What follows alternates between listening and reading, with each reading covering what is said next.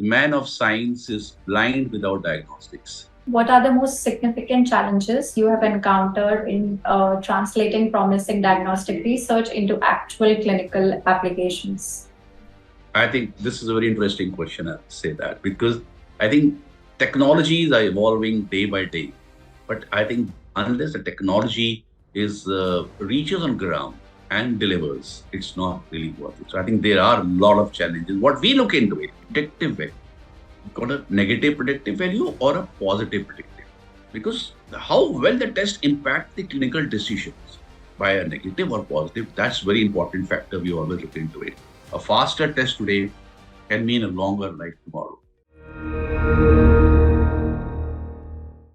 Hello and warm welcome to MedSynapse podcast series, where we bring you insightful conversation with leading experts in medical field. Hi, I'm your host, Dr. Smarika Bhatt, and today I'm honored to have a conversation with Dr. Ravi Gaur. Dr. Ravi Gaur is a leading pathologist with over 35 years of experience, currently serving as founder and director of DRG Path Labs and chairman of OnQuest Labs Medical Advisory Committee. A visionary in diagnostic technology, he has established over 100 laboratories and is renowned for introducing advanced global healthcare technologies in India. Dr. Gaur continues to transform the diagnostic healthcare landscape through innovation and strategic leadership. Welcome, Dr. Ravi, to the podcast. We are excited to have you here. Yes, hi. I am pleasure connecting, and I think we're excited to be, connecting and talking something which is probably my pleasure and honor. I think, and you're doing good work, and I think look forward. Let's see how we can take great work which all of us are doing, and you are also doing. Take it forward. My pleasure. Okay, thank you so much for the kind words. Without further ado, we'll start with our conversation. Let's jump right in with our first question. You have been working with emerging diagnostic technologies for years, couple of years now. How has this experience transformed your approach to patient care, where traditional diagnostic method might fall short? Okay, I think I'll probably say that this is an age of diagnostics, and this is I'll say the new age of diagnostics. Whenever we're talking about one thing, fundamentally, I believe is without diagnostics, nothing moves in healthcare, and especially after COVID, we have seen that the diagnostic has become a center stage. It's become a pilot for that matter. And if you go by the older time, there was always a saying that the man of science is blind without diagnostics, because clinicians definitely cannot. They probably do a judgment, but I think when it comes to precise diagnosis and the treatment, diagnostics right in person probably have to be there. And so what really matters is, to look at my experience, we're talking about the diagnostic experience over years. I think it's been like 4 decades. And we have from conventional lab to the high-end, to the sequencing-based, molecular, all proteomics-based kind of a thing. I have been part of the journey. It's a pleasure and honor to be part of the journey. I've seen the entire phases. And today, I'd like to say that because that's what the diagnostic revolution is, because we have to be part of the journey. Otherwise, you will be left behind and you may not be able to deliver or do justice to pathology. And when it comes to traditional methods, I've seen that because I come from Indian Army background, where the posted remotes of India, we hardly any very conventional techniques were there way back. And the biggest challenge is like getting the accuracy and probably the getting report in time. That's the first part, because I think if every second lost in diagnosis is a battle lost for the patient, because any delayed report or a missed report means you've missed the patient, the patient is suffering. That's the biggest, traditional methods have a limitation. They take a lot of time, plenty of time. Sample preparation, sample analyzing, testing, validation, authentication. But today, with the era of automation, I think majority of the initial functions are all totally automated. Maybe a robotics already out there, and you quickly get the sample and probably can report as fast as possible. That's something which are these important part. And the second part is traditional medicine have a lot of limitation when it comes to complex diseases. The complex means I'm talking about the cancer, sepsis, neurological disorders like Parkinsonism, Alzheimer's, dementia, and respiratory issues like interstitial lung disease. These are very complex. They're all symptomatically defined way. But then diagnosis can, especially with the help of molecular diagnostics, especially with the help of AI-based diagnostic, liquid biopsy, your point of care testing, you probably can do a much for justice to this. You can probably have a, they have become more of a lifesaver. So now it's like, we can probably give a very clear diagnosis, precise diagnosis. And that's the era of everybody talks about precision medicine. And this is what precision diagnostics is. I think that's where the technology is helping beyond convention. This was not there. Nobody heard about PCR, say, about 2 decades back. But post COVID, I think every layman even knows, do have a PCR testing. Yeah, And that's correct, what we correct. are. And then application of PCR, because this PCR was applied to only fewer things earlier. We have tuberculosis, maybe some oncology, but now people have found out that this is not that difficult technology. We can actually have it's a very high skilled, what the instruments are there, automation is there, availability is there, mindset has changed, and we can get a better diagnosis. And that is why PCR application has gone up beyond. Today, we have gone beyond PCR, that's sequencing, molecular, mutation. You can identify a cell or a gene which is mutated early very stage. So mutated genes can lead to abnormality and cancer. So your therapies become much cheaper. Your answer not, let's say, therapies become much targeted. Target therapy you're talking. So it's not like earlier to be, broad spectrum chemotherapy. Today it's not. It's very target based therapy, mutated gene. This is how we are absolutely. You have seen the impact. The chemotherapy patients earlier was like the most difficult task for a cancer patient. Still is a difficult challenge. But today it's become like an OPD procedure because patient can go in the morning, come back in the evening. It's almost safe. So I earlier about 30 to 40%, maybe more than that, people to were not able to tolerate chemotherapy. Today it's not about not more. 90% people can save fast chemotherapy because of the diagnostics. We know which gene is mutated, and that mutated gene is being targeted by a specific drug. This is a companion diagnosis we call, and leading to target-based therapy, to better outcome, better decision, and better patient care. I think this is, and then comes to predictive. So predictive, even we can say that we can see what beyond that I can detect early very, very early, like circulating tumor cells, and we have new technologies. Even before cancer arrives in the lump form, one can predict, oh, this is likely to be new biomarkers. So this is what I'm trying to say is there's a tremendous change when you're conventional versus today. I think we have evolved a lot for better quality, better turnaround time, faster, better diagnosis, and better clinical outcomes in all aspects. So let's move on to the next question, which has very interesting point. What are the most significant challenges you have encountered in translating promising diagnostic research into actual clinical applications? I think this is a very interesting question. I'll say that because I think technologies are evolving day by day, but I think unless the technology is reaches on ground and delivers, it's not really worth it. So I think there are a lot of challenges. What we look into it, to be very frank, accuracy is absolutely non-negotiable, but reliability will save lives because you can have best of accurate, but unless the testing is reliable, the instruments are reliable, and is supported. Otherwise, there's no point in having a technology. It's breaking down very often. What is the point? So you're not able to deliver the turnaround time, reporting in time, and maybe you're not sure about when the results will come because machine can break out at any point of time. So I think accuracy is definitely 100% has to be there, but beyond that, reliability of the instrument, support system, because if you have a technology today and then suddenly support system is withdrawn, how will you maintain the equipment? How will the equipment? That's one part. No, beyond sensitivity, it has to be sensitive. It has to be specific beyond doubt. There's no question about it. Any technology for that matter. What is also important is the predictive value. Got a negative predictive value or a positive predictive, because how well the test impact the clinical decisions by a negative or positive, that's very important factor we always look into it. Another factor we look into it, I mentioned to start with the turnaround time. Today, even a second, missed out is a lost life because that's the turnaround time. We are not really, we are actually Diagnosis is not diagnosing, but we are actually saving lives by that. Turnaround time is the most important part. And we can say, how do you integrate the workflows? Because sometimes you have a standalone system which is not being integrated into your workflows.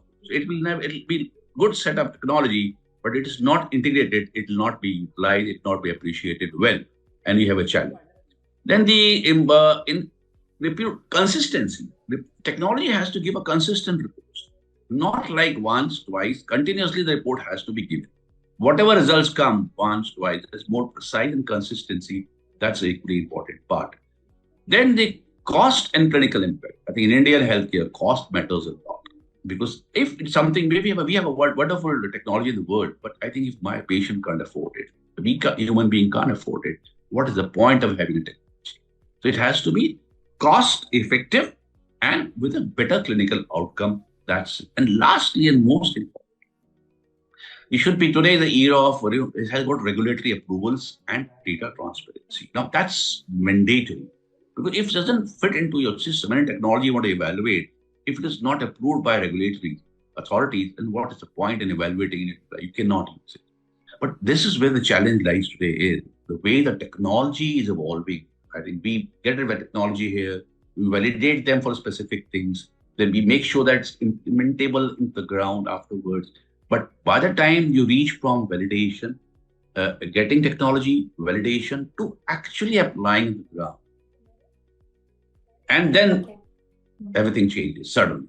I think regulatory authorities and these are little imbalance happening today because the regulations takes every 3 years, technology changing every 6 months. I think this is, the area we look into is how do we address that issue.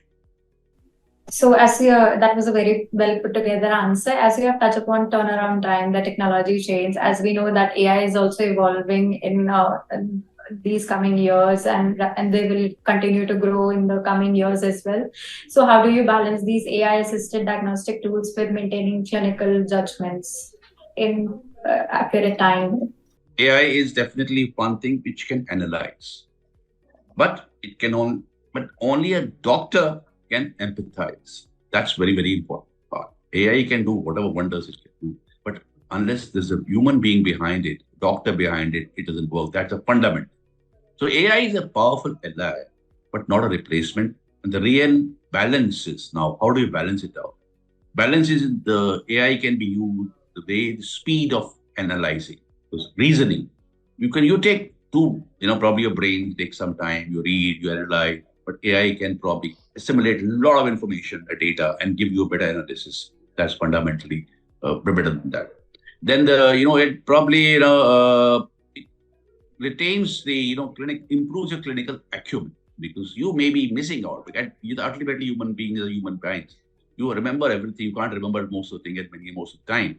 Many things you remember, something you probably missed out. But AI will never let you miss that. They will probably put into the system. So they will have to AI to make decisions. It can make clinical decisions better. It enhances the clinical decisions of a doctor. I think we can take a better decision, a faster decision. And then, but important is need to see you can say the ethical consideration. That's very, very important. Because I think we need to work around ethics and whatever the secrecy and the ordinances, what we have, the patient data is all across. We need to be very careful on that part. So what we really require is, I think we need to bring a hybrid model. And with AI aids rapid screening, but final decision will lies with the medical experts. So I think that is where we need to, unless balance it out. So I want to start it with something. AI means what? AI is artificial intelligence, or somebody calls it augmented intelligence. Some will say acquired intelligence. But I think so altogether, AI, whether it's artificial, augmented, or it's you can say in the whatever the definition. But I think ultimately AI is nothing but awesome intelligence. That's what AI is, has to be, and it is good. Without that, you cannot survive today. But use it in the balanced mind. Human mind is going to be there because probably human mind has to work AI to an AI, and I think that's the way we should be able to do that. And that's what we do in diagnostic, in any case, healthcare, because it takes a lot of time to develop a trust in any technology. And healthcare is nothing but a trust. So how does you an AI comes to algorithm, and which how the algorithm is arrived, and how, because every human being is different, every human disease is different, everybody different behave different. So how can one standard protocol be followed? I think there is a question mark on that. But yes, I think AI definitely assists, helps, augments, and probably makes everything awesome and look nice. That's what I thought. That was an incredible answer. So, Dr. Ravi, could you share a specific situation where an early adoption of novel diagnostic approach significantly improved patient outcome from your experience? Well, yes, I think I've been fortunate enough to. I think I always believe in technology, but I believe technology which can help the humanity with the compassion and empathy. That's most important. You can have good technology which is ruthless and like a lot of pain and suffering. There's no point. So I think technology is technology, best technology. I think the human being together. So I think I have been, always been, you can say the advocate of getting new technology. We were the first one, or were the first one, probably one of the first one, you could say, way back in, I think, 2007 and 8, when sequencing was not there. We got this Sanger sequencing in India. And talking about that's the time PCRs were not known. Sequencing came much, next gen sequencing came much later. We were one of the few people to get that. And then the whole thing, we applied it to oncology, cancer diagnosis, and most, this is what we talk today. We are talking about, everybody talks about precision diagnosis. I think we started way back in 2007, 8. I think that was the fundamental. Whole change started from there. I think after that, world has changed. The treatment has changed, not only applying to the oncology, but neurology, say dementia, Alzheimer's, epileptic diseases. Then we are talking about cardiology, the lifestyle disorders, diabetes or hypertension prediction, and of course, predictive. I think the this is all something from can say we use a word called from womb to tomb. I think from everywhere to right before you're born. Now prenatal the things also is there, and even autopsies what has happened so that it does whatever the disease somebody will be carrying is not transmitted further in generation. So I think everybody is work. So I give two examples. One example is something what we talked about. We have been doing liquid biopsies. Now, what is liquid biopsy? These are all called or circulating tumor cells or cell-free DNA. So many of the tumors which you have not been able to reach, say in brain, how do you do a surgery? Tumor is located in such a place you just can't reach. If you do a surgery or something, patient will die because of complication. Same thing happens with the lung cancer.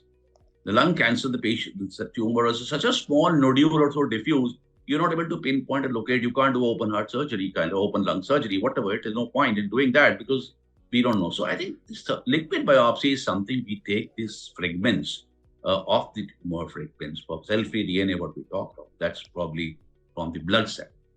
So the blood sample, you will be able to see whether the mutated genes, EGFR, whatever, are present in the blood. I mean, this is related to tumor fragments. So if this is a liquid biopsy, is now catching up very, very fast. So it becomes we were the one of the few ones who started way back 8, 9 years back. Now it's supposed to be utilized everywhere. Many of the lung cancers, definitely liquid biopsy, anybody's cell-free DNA has become a norm. Because everybody now are asking, because for early diagnosis, number one. Most important in breast cancer, probably circulating tumor cell for relapse. Patient has undergone therapy, everything has happened, now follow. The follow-up base means PET scan or radiation or whatever. But can we do the blood sample? Yes. We can do using the blood sample if you can identify circulating tumor cell. So probably it's even if you use it for a monthly basis because it's not nothing to do with the radiation. And easy, the sample can be collected wherever it is. And that's where I think circulating tumor cells, cell-free DNA is one area. Now, second is something we were working on. Now, of late, the change has come on digital pathology. Now, digital pathology means, the histopathology bio. Every cancer or every tissue needs to undergo histopathology process. It has to be reported. No diagnosis of cancer can happen without, a biopsy. Because this is come what, even if it's a, you can say blood cancers, probably you have to do bone marrows and other procedures are important for that. So that everything which comes into histopathology process. Now, challenge in symptomology is that there are almost like, you know, it's 30%, 20 to 30%. You can say this is individually used to see by microscope. Every pathology expertise is required. High-end expertise in pathology is important to diagnose a correct diagnosis. And it takes time. Then 20 to 25% is a variation. It happens in report. It's standard worldwide.